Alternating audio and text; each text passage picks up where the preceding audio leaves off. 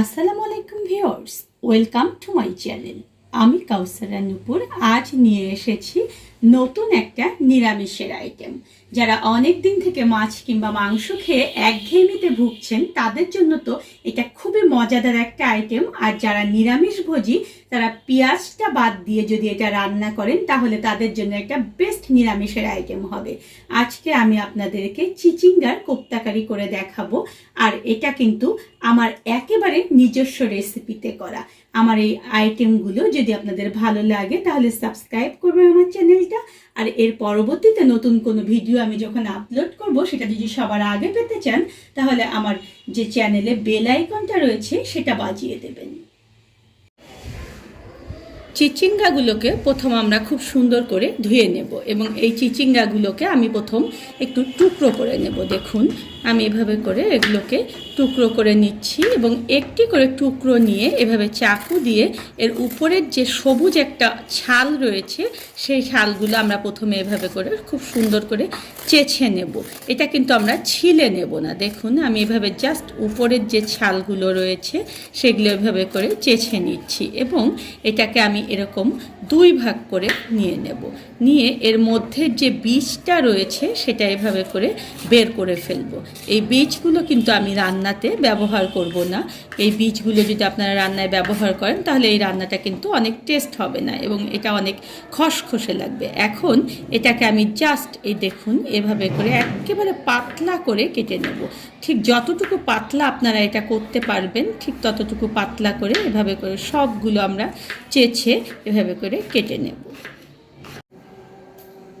চিচিঙ্গাগুলো দেখুন আমি খুব সুন্দর করে একেবারে কুচি করে কেটে নিয়েছি।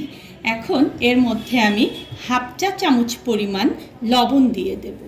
এই লবণটা দিয়ে জাস্ট এটাকে আমি আগে মাখিয়ে নেব। দেখুন আমি এভাবে করে মাখিয়ে নিচ্ছি এবং এরপরে এটাকে আমি একটু জোরে সরে মাখবো।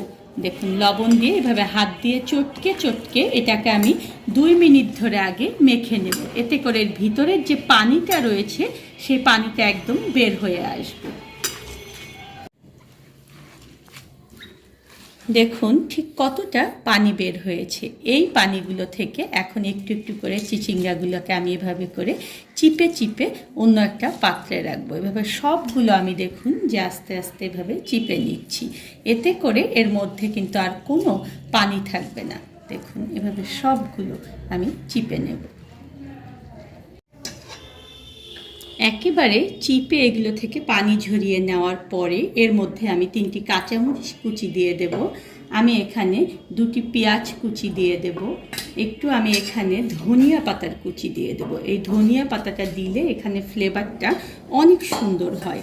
আর এখানে আমি খুব অল্প পরিমাণে লবণ দেব, কারণ আমি যখন এটাকে খুব ভালো করে মেখতে বা মথে নিয়েছিলাম তখন কিন্তু এর মধ্যে আমি লবণ দিয়েছিলাম, তাই লবণটা আমি এখানে খুব কম দিলাম। আমি এখানে 1 চা চামচ পরিমাণ জিরার গুঁড়া দিয়ে দেব। আর এখানে আমি হলুদ দিয়ে দেব খুব অল্প, জাস্ট 1/4 টি চামচ পরিমাণ হলুদ আমি এর মধ্যে দিয়ে দিলাম। আর এখানে দিয়ে দেব আমি 2 টেবিল চামচ পরিমাণ ময়দা। এই ময়দাটার জায়গায় আপনারা প্যাকেটজাত আটাও ব্যবহার করতে পারবেন। আর এখানে আমি দিয়ে দেব একটি ডিম ভেঙে। এখন এই সব উপকরণগুলো দিয়ে আমি এটাকে খুব সুন্দর করে আগে মেখে নেব। এটা আমার কিন্তু যখন আমি পানি এখান থেকে ঝরিয়ে নিয়েছিলাম তখন পুরো চিচিঙ্গাটা আমার 1.5 কাপ পরিমাণ হয়েছিল। আর সেই 1.5 কাপের জন্য আমি যে পরিমাণ ময়দা দিলাম আপনারা ঠিক সেই পরিমাণ ময়দাই দেবেন। যদি বেশি ময়দা দেন তাহলে এটা বেশ পুরু হয়ে যাবে আর ক্রিস্পি হবে না। এখন আমি চুলায় চলে যাচ্ছি। চুলায় ভাজার জন্য একটি ফ্রাইং প্যানে আমি কিছুটা তেল হালকা কুসুম গরম করে নিয়েছি। এর মধ্যে এখন আমি ঠিক এভাবে করে দেখুন যে বড়া স্টাইলের এগুলোকে বেশ পাতলা করে দেওয়ার চেষ্টা করবেন। এটা কিন্তু ভারী করে দেবেন না, তাহলে ভিতরটা কিন্তু আমাদের হবে না। দেখুন এভাবে করে আমি এগুলোকে দিয়ে এগুলোকে খুব সুন্দর করে আমি ভেজে আগে তুলে নেব। আর এর ফাঁকেই আমি চলে যাব এটার জন্য একটা মশলা তৈরি করার জন্য।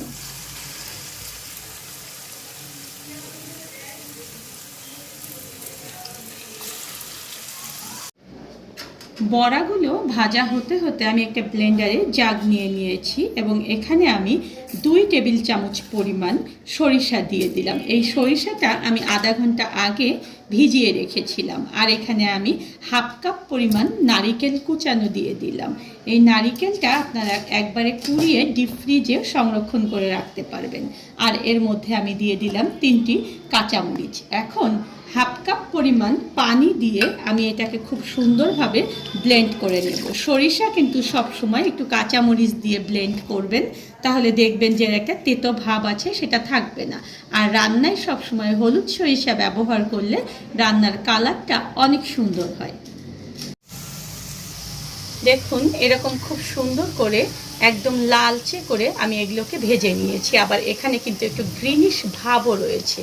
এটা কিন্তু খুব বেশি ভাজলে আর থাকবে না, তাই এই তরকারিটাতে একটু সবুজ ভাব থাকার জন্য আমি এগুলোকে এরকম একটু গ্রিনিশ করে তুলে নিচ্ছি। এখন আমরা অন্য যেটা কাজটা আমাদের করতে হবে সেটাতে চলে যাব। চুলায় একটি ফ্যান প্যান গরমে দিয়ে সেখানে আমি তেল দিয়ে দেব রান্নার জন্য। আমি এখানে 3 টেবিল চামচ পরিমাণ তেল দিয়ে দিলাম। এখন এই তেলটার মধ্যে আমি জাস্ট অল্প একটু পেঁয়াজ দিয়ে দেব। এখানে কিন্তু খুব বেশি পেঁয়াজের ব্যবহার করতে হবে না। আমি এখানে 3টি পেঁয়াজ কুচি দিয়ে এটাকে একেবারে হালকা করে জাস্ট ভেজে নেব। পেঁয়াজগুলো যখন এরকম হালকা বাদামি বর্ণ ধারণ করবে তখন এখানে আমি 2টো সাদা এলাচ আর একটু দারচিনির টুকরো দিয়ে দেব। সবসময় নিরামিষ রান্নাতে কিন্তু দেখা যায় গরম মশলা দিলে এটার ফ্লেভারটা অনেক সুন্দর হয়। আর এখানে আমি 1 চা চামচ পরিমাণ কালো জিরা দিয়ে দিলাম। কালো জিরাটা দিলেও কিন্তু দেখা যায় যে ফ্লেভারটা খুব সুন্দর আসে। এখন এখানে আমি 1 চা চামচ পরিমাণ আদা বাটা এবং 1 চা চামচ পরিমাণ রসুন বাটা দিয়ে এটাকে একটু 1 মিনিট ধরে তেলের মধ্যে ভেজে নেব। মশলাটা তেলের উপরে দেখুন যে আমি ভেজে নিলাম। এখন এখানে খুব অল্প পরিমাণে 1/4 চামচ দেখুন আমি এখানে হলুদ দিয়ে দিলাম। এই তরকারিটায় হলুদ কিন্তু বেশি দেব না, এই কারণে যে এখানে একটা সবুজ ভাব থাকবে। বেশি হলুদ দিলে দেখা যায় যে এখান থেকে একটা হলুদ ভাব চলে আসে, তাই এখানে আমি বেশি হলুদটা দিলাম না।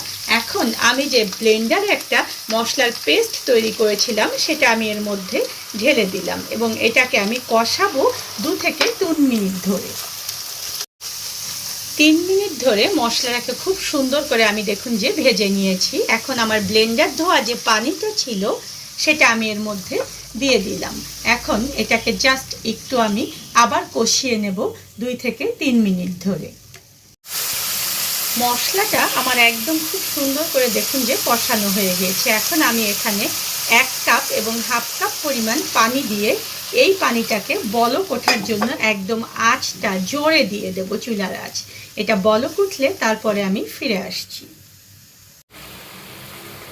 ঝোলটা দেখুন আমার বলক চলে এসেছে। দেখুন ঝোলটা কিন্তু একদম ফেনা ফেনা। এর কারণ হচ্ছে আমি কিন্তু এখনও এখানে লবণ দেইনি।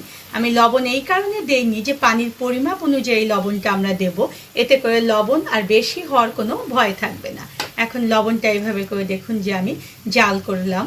এখন এর মধ্যে আমি কয়েকটি কাঁচামরিচ আস্ত অবস্থায় দিয়ে দেবো, এটা জাস্ট ফ্লেভারের জন্য। আর আমার ভেজে রাখা যে বড়াগুলো ছিল দেখুন এগুলো আসলে আমাদের কিমা যেমন আমরা করি কোফতা, ঠিক সেরকমই এটা বলা যায় যে চিচিঙ্গার কোফতা। এটা আপনারা গোল গোল করেও বানাতে পারবেন, আবার বিভিন্ন শেপ দিয়েও বানাতে পারবেন। এভাবে বড়া স্টাইলে আজ আমি করেছি।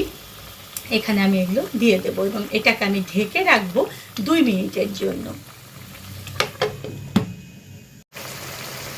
3 মিনিট পরে দেখুন খুব সুন্দর হয়ে গিয়েছে আমার তরকারিটা। এখন এখানে আমি 1 টেবিল চামচ পরিমাণ চিনি দিয়ে দেবো। যে কোনো নিরামিষ রান্নায় কিন্তু সব সময় একটু চিনি দিলে এর টেস্টটা অনেক গুণ বেড়ে যায়।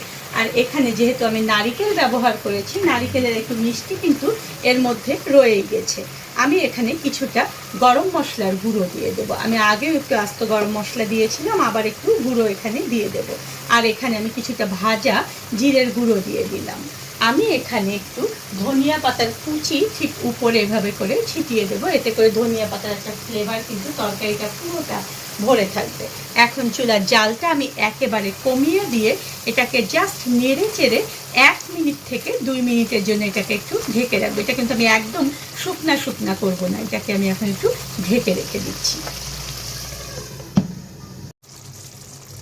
একেবারে শেষ পর্যায়ে এসে 1 টেবিল চামচ পরিমাণ ঘি আমি এর উপরে ছড়িয়ে দেব। এতে করে যে কোনো নিরামিষ রান্না করার পরে এটা খেতে খুবই ভালো লাগে, সুগন্ধিযুক্ত হয় এবং এই রকম রান্নায় কিন্তু দেখা যায় যে মাছ মাংসের আর কোনো প্রয়োজন হবে না। এখন এটাকে আমি ঢেকে রেখে দেব 2-3 মিনিটের জন্য, একেবারে চুলা বন্ধ করে।